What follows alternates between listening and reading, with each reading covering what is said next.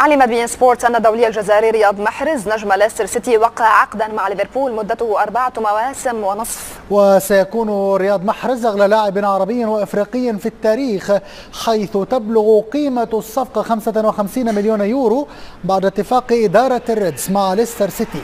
هذا هو من المتوقع أن يخضع الدولي الجزائري للفحص الطبي هذا الأحد قبل الانضمام إلى ليفربول ليعوض بذلك رحيل النجم البرازيلي فيليبي كوتينيو إلى برشلونة.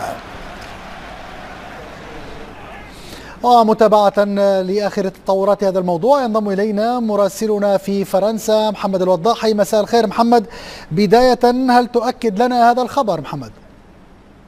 نعم، مساء الخير يحيى. هذا الخبر أكيد.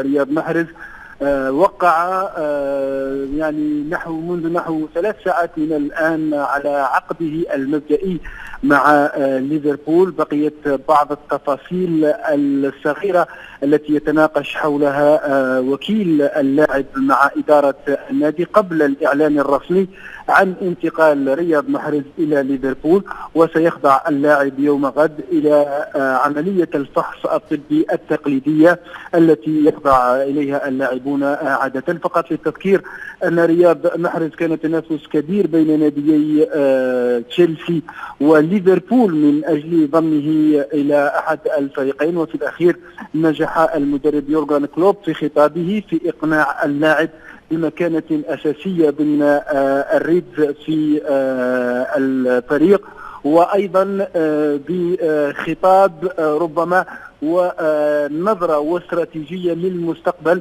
جعلت اللاعب يرجح كفة ليفربول بعد أن كانت تشيلسي أيضا قاب قوسين أو أدنى من الظفر بخدماته.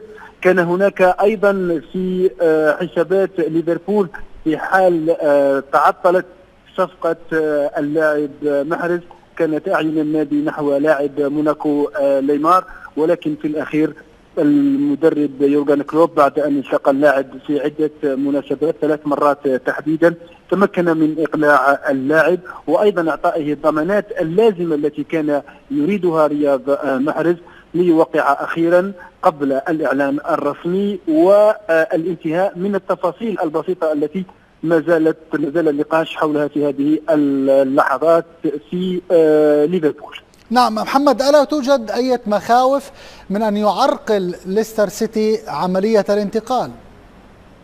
لقد تم الاتفاق بين الناديين والتوقيع على العقد تم أيضا، قيمة العقد 55 مليون يورو تم الاتفاق عليها أيضا وسيقبضها نادي ليستر، إضافة إلى أن نادي ليستر قد منح الضوء الأخضر والإشارة الخضراء للاعب رياض محرز للانتقال وأعطاه تلك التأشيرة، تأشيرة الخروج من النادي قبل بداية الميركاتو الشتوي.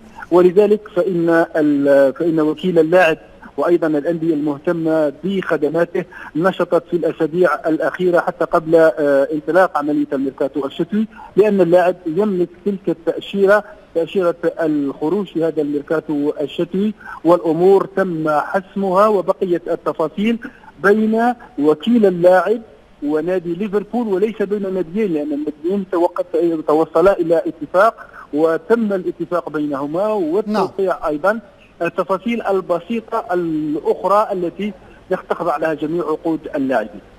إذن محرز في ليفربول وسيشكل ثنائيا استثنائيا بطبيعة الحال مع النجم العربي المصري محمد صلاح. أشكرك جزيل الشكر على كل هذه الإيضاحات.